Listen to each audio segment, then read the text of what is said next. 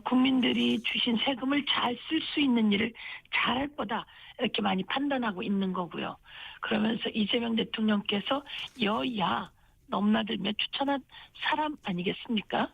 그래서 국민들이 보면서 검증할 수 있게 그동안 나온 여러 가지 이야기를 본인이 직접 청문회장에서 해명하고 이것을 국민이 이해할 수 있는지 판단할 수 있게 청문회가 열려야 된다.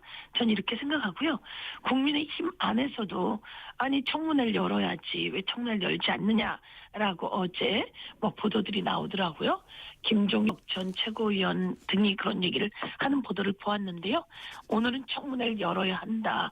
열어서 국민들이 판단할 수 있게 해야 한다. 이렇게 말씀드리겠습니다. 네. 네.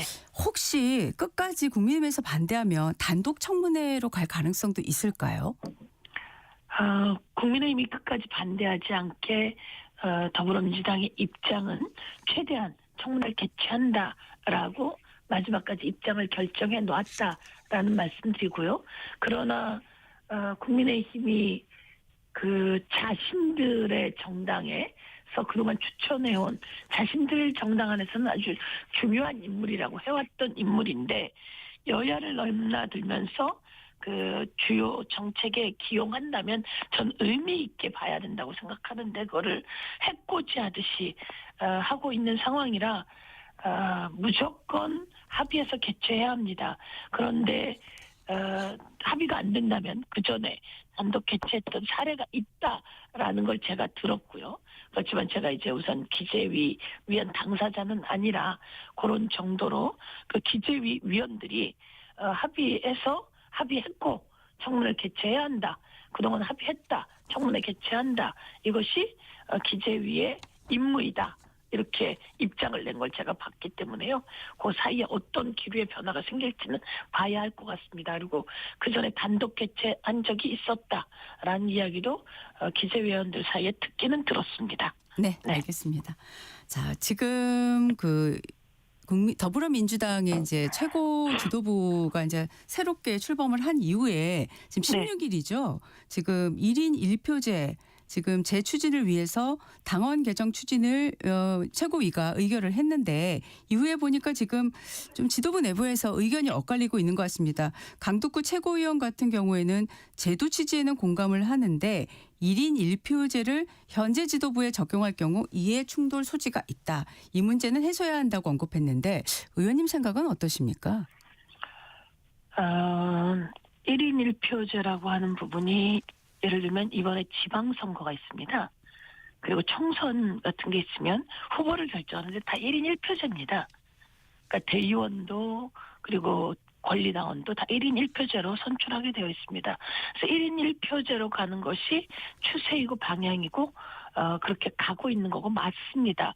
기존에 20대 1, 대의원 20, 당원 1 이렇게도 이재명 대표 시절에 서로 합의했고 향후 1인 1표제로 간다라고 논의해 놓은 상태입니다. 최고위가 1인 1표제로 합의했다고 하니 그렇게 가되 강덕구 의원의 이야기가 또 중요하게 말씀하신 것으로 나와 있으니 그 부분을 지도부가 충분히 잘 논의하면 좋겠다 이런 생각입니다. 그러나 1인 1표제라고 하는 흐름, 이 흐름은 가고 있는 바꿀 수 없는 흐름이다 이런 말씀을 드리고요. 여기서 강덕구 의원이 이야기하신 건 나름대로 또 의미 있는 이야기이니 지도부가 충분히 같이 논의하면 좋겠다 이런 말씀드리고 1인 1표제로 가는 것에 대해서는 만장일치로 같이 합의 보았다 이런 말씀으로 듣고 있습니다. 네, 지금 이 1인 1표제를 놓고 계속 나오고 있는 얘기 중에 하나가 이제 정청래 대표의 연임과 관련된 거다라는 얘기가 나오고 있는데 박시현 수석 대변인은 어제 연임의 연은커녕 이용도 들어본 적이 없다. 연임까지 거론해 당권 투쟁과 같은 기사를 만들어낸다. 조금 더 가면 해당항이다. 이런 말까지 했어요. 정 대표의 연임용이 아니다라는 데에 대해서는 동의하십니까? 연임용이 아니다라고 하는데 동의하냐고요? 네네. 예, 연임을 위해서라고 저는 생각하지 않습니다. 네. 그리고 강덕구 의원이 그렇게 이야기한 것은 지도부가 충분히 같이 잘 논의를 해나가서 그 논의의 그 간격을 좁혀 나가면 좋겠다. 1인 1표제로 가는 부분은 같이 다 논의되고 합의된 부분이니 그 부분을 가는 과정 속에서 서로가 조금씩 오해가 없도록 풀 수 있는데 최대한 합의를 해나가면 좋겠다. 이런 말씀을 드리고요. 네. 그리고 뭐 정청래 대표는 그 1인 1표가 아닌 상태에서도 어쨌든 당 대표가 되지 않았습니까? 그래서 이제 그런 부분이 그 지나온 상황으로 있다라고 말씀드리고요. 네. 향후 일정은 또 향후 일정대로 다시 논의돼야지 되는 부분이다 이렇게 말씀드리겠습니다. 네. 자, 이제 지방선거 이슈로 좀 넘어가 보겠습니다. 의원님께서 서울시장 출마 선언을 하셨는데 이제 여당에서 네 번째 출사표를 던지신 거예요.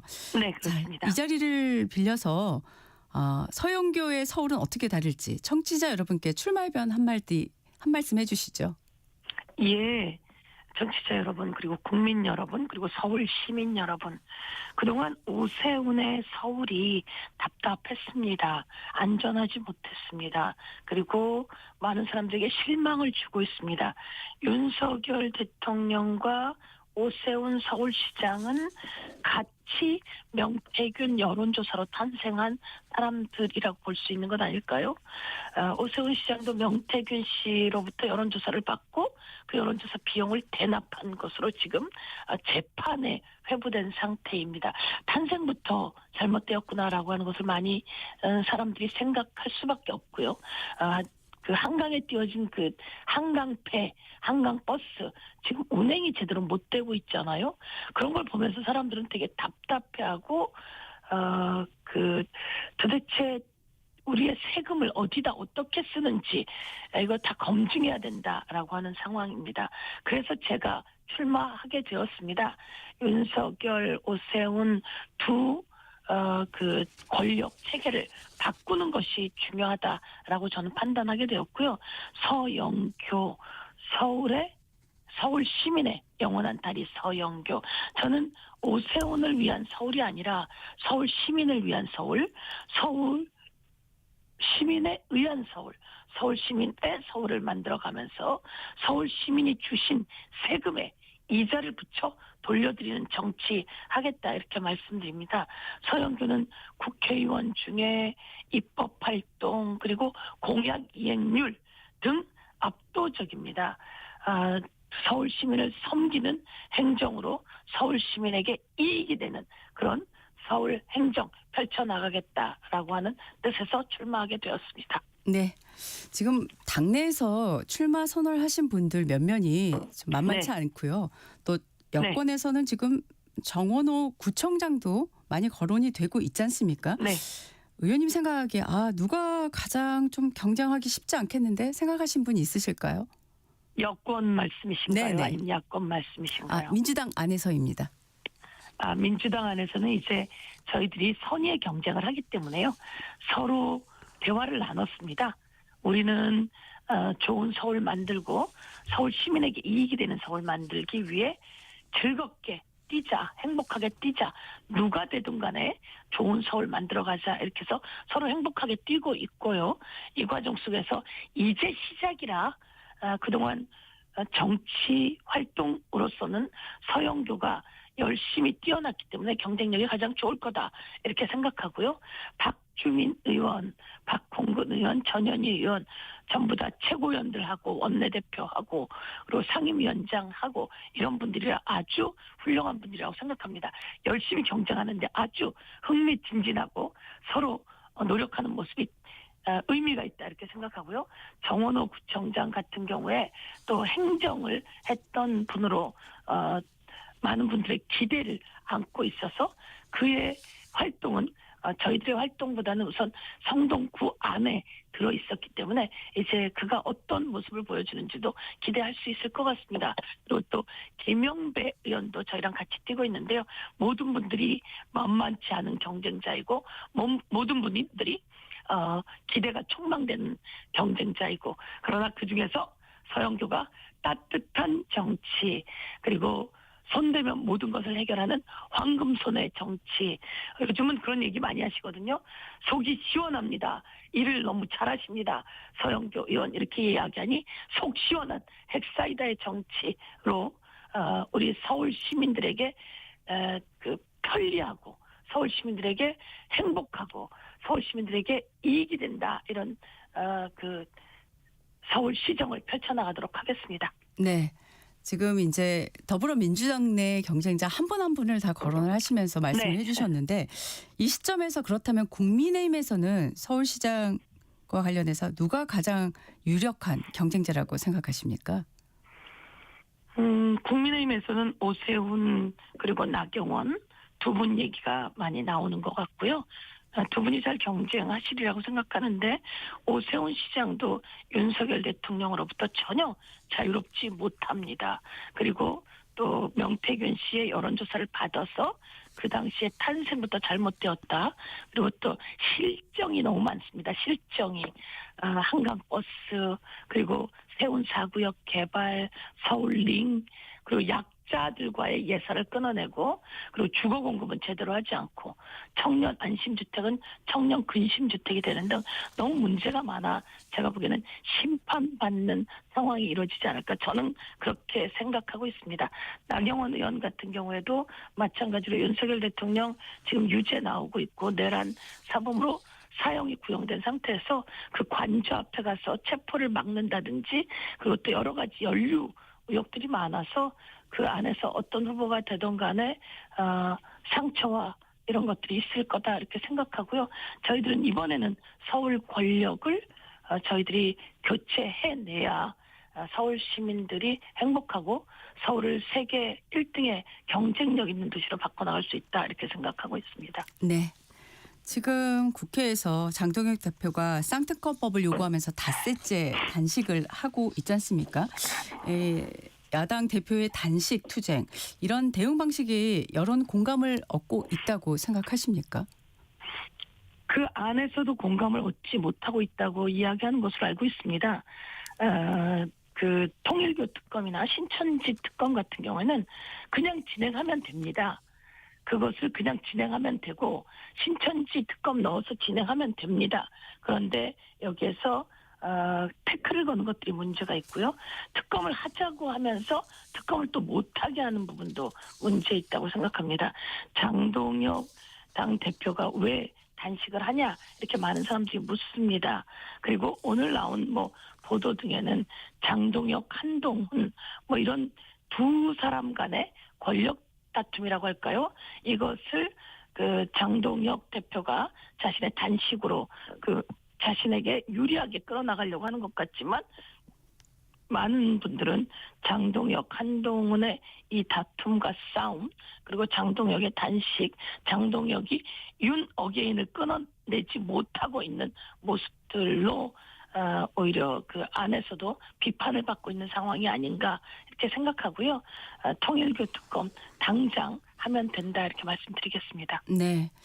지금 이번에 그 쌍특검 공조가 시작됐지 않습니까? 야권에서요. 그래서 이준석 개혁신당 대표가 지금 장동혁 대표가 단식 투쟁에 들어가니까 해외 일정도 좀 줄이고 빨리 귀국할 거라는 그런 보도가 있습니다. 이런 야권 공조 흐름이 선거 연대로까지 이어질 거라고 생각하십니까? 글쎄요. 그 이준석 개혁신당 대표 같은 경우에는 윤석열 후보 시절의 당대표였고 그런데 그들의 권력 다툼은 국민들이 다 기억하고 있습니다. 잊지 않습니다. 그 권력 다툼 속에서 양도구역이라는 간판까지 내걸었던 이준석 의원 아니겠습니까? 장동혁 대표와 얼마큼 같이 할지 모르겠으나 통일교 특검 같은 경우에 신천지 특검 같은 경우에 당장 같이 할 수 있는 부분이라 그 정치 공학적 만남이 둘의 또 어떤 그 다툼을 가져올지 국민들은 예견하고 있다 이렇게 볼 수 있을 것 같습니다. 네. 지금 장동혁 대표의 단식도 그렇고 국민의힘에서는 지난번 이재명 대통령이 주최한 그 야권 영수 7당 대표들 오찬에도 가지를 않고 단독 영수회담을 주장을 하고 있는데 이건 어떻게 생각하십니까? 그 모습만 봐도 그 이준석 그리고 장동혁 잘 되지 않는다라고 하는 걸 다 알고 있습니다. 그리고 장동혁 대표는 지금은 윤석열과 명확하게 끊어내고 그리고 경제와 민생에 그 힘을 주어야 그 모습이 보일 수 있을 텐데요.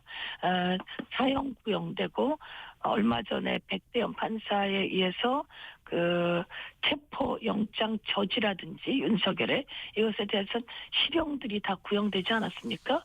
선고되지 않았습니까? 네. 이런 것을 보면서 이에 대한 그 입장을 물으니 한마디 말도 못하는 윤석열의 범죄에 대해서도 한마디 말도 못하는 모습 속에서 제가 보기에는 이재명 대통령이 통 크게 여야 만남을 제안했는데 그것을 회피한다면 아마 그 지금 상황 속에서는 그 야당 대표로서의 입지가 많이 흔들리는 상황이 되지 않겠는가. 입지는 작아지고 있는 모습이다. 그리고 통 큰 정치가 보여지지 않고 있다. 그리고 항상 갈등하는 정치 그리고 또 그 판단하지 못하는 정치, 결정하지 못하는 정치 이런 상황 아닌가 이렇게 말씀드릴 수 있을 것 같습니다. 예. 지금 의원님이 잠깐 말씀 중에도 언급을 하셨는데 윤석열 네. 전 대통령의 체포방해 혐의 사건 1심에서 네. 5년이 나왔어요. 징역 5년이 초범이란 네. 이유로 감경이 됐는데 이 선고 형량 어떻게 생각하십니까? 체포를 하러 왔습니다. 공수처와 경찰이. 그런데 총이라도 보여줘. 총을 쏠 수도 있나? 라고 하면서 자신에 대한 체포를 방해했습니다. 대한민국에 이럴 수 있는 사람이 누가 있을까요? 여기에 초범이라고 하는 게 붙었다고 하는 것 자체에서 이 선고에 상당히 실망과 유감의 뜻을 표합니다. 특검이 내린 구형에 약 7년 정도는 이상은 선고되었어야 한다라고 하는 그 판단들이 있는데요. 그래서 5년으로 초범이라 전력이 없어서라고 한다는 판단을 넣으신 것에 대해서는 심히 깊이 유감을 표하고 있고요. 그러나 이 재판에서 판단한 것이 그동안 지기현 재판부가 공수처가 수사권이 있는지에 대한 의문을 제기하면서 윤석열 구속 취소를 하는 만행이 있었습니다. 공수처는 직권남용을 수사하면서 이와 관련된 범죄로 내란을 수사할 수 있다라고 그렇게 해서 영장도 집행되었고 모든 법령에 그렇게 되어 있습니다. 그럼에도 불구하고 법꾸라지 윤석열과 윤석열 변호인 그리고 지기현조차 그런 부분에 대한 의문을 제기했었던 게 있었는데요. 이것에 대해서 단호하게 정리하는 의미 있는 선고의 계기이다. 공수처는 직권남용을 수사하면서 내란을 수사할 수 있다라고 하는 판단을 내려줬고요. 그리고 서부지법에서 영장 심판 받는 건 당연히 되는데요. 그것에 대해서도 그 윤석열 변호사들이 문제제기를 끊임없이 해왔는데 이에 대해서도 단호히 정리한 것으로 더 이상 지기현 재판부가 딴 판단을 못 내리게 의미 있는 재판이 그 부분엔 있었다. 이렇게 말씀드릴 수 있을 것 같습니다. 네, 지금 의미를 평가해 주셨는데 그러면 다음 달 19일이죠. 그 네. 윤석열 전 대통령 내란 우두머리 혐의 사건 여기에 1심 선고는 어느 정도 나올 거로 생각하세요? 전두환에 대해서 그 사형을 구형했고 법원에서도 사형을 선고했습니다. 네. 그 당시는 애도 그랬는데 2026년이 되었습니다. 현직 대통령으로 있는 자가 불법 비상계엄을 했고 총을 쏘게 했고 그리고 경찰을 동원했고 헬기를 동원했고 이렇게 해서 국회의원들을 다 끌어내려 했고 지자체에도 명을 내려 가는 과정이었고 등등 온갖 나쁜 짓을 했습니다. 여기에 대해서 사형은 당연한 구형이고요. 법원이 사형을 선고해야 맞습니다. 지기현 재판부는 사형을 선고해야 합니다. 대한민국의 모든 국민이 지켜보고 있다라고 하는 말씀을 드리겠습니다. 네. 자, 관련해서 의원님께서는 이 2024년이죠. 사면금지법을 발의를 하셨어요. 이 사면금지법의 핵심 내용이 뭔지 궁금하고 이게 현행 사내면 제도에 어떤 문제가 있다고 보셔서 발의를 하셨는지 궁금합니다. 예, 그 많은 국민들이 윤석열 사형 그리고 무기징역 등에 대한 법 최저형의 무기징역인데요. 이거 떼놓고 또 사면되는 것 아닌가라고 하는 걱정들을 합니다.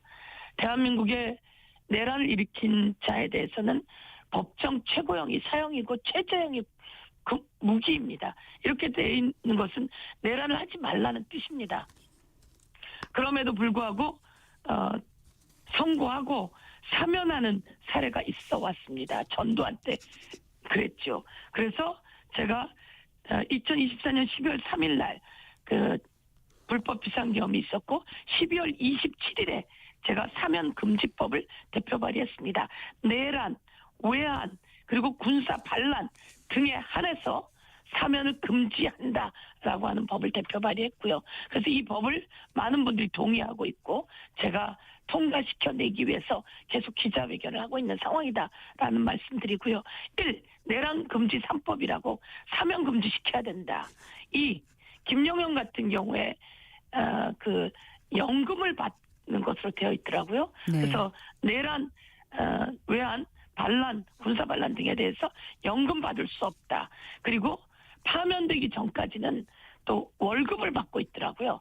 그래서 윤석열 같은 경우에 1. 사면 금지, 2. 연금 금지, 3. 이런 경우에는 월급 금지 이렇게 해서 사면, 연금, 보수 금지, 내란 금지 3법을 만들어 놓았습니다. 꼭 통과시켜야 합니다. 국민 여러분 힘을 모아주셔서 통과시킬 수 있게 국회가 이 법안을 통과시킬 수 있게 힘을 모아주십시오. 네, 지금 대표 네. 발의하신 사면 금지법이요. 향후에 네. 당론 채택 가능성도 있습니까? 그렇게 질문을 하시는 이유는 사면금지법이 필요하다는 말씀으로 저는 들립니다. 당연히 당론으로 해야 된다 이런 말씀드리고요. 네. 지난번에 내란 전담 재판부 법을 통과시키면서 거기에 이 윤석열 등에 한해 사면 금지하는 조항을 넣어놨었습니다. 그런데 우선 그것을 이번에 그 당시에 빼고 다시 사면법 개정안으로 통과시키자라고 이야기하고 있는 상황이라 저는 당론으로 채택해서 통과시켜야 한다. 그렇다면 국민의힘이나 다른 여타의 정당들도 이것을 거부할 이유는 없다. 윤 어게인을 함께하는 자들 네. 외에는 거부할 이유 없다. 이렇게 판단하고 있습니다. 네, 오늘 말씀 여기까지 듣겠습니다. 지금까지 서영교 더불어민주당 의원이었습니다. 의원님 고맙습니다. 고맙습니다. 잠시 후 전격 인터뷰로 돌아오겠습니다.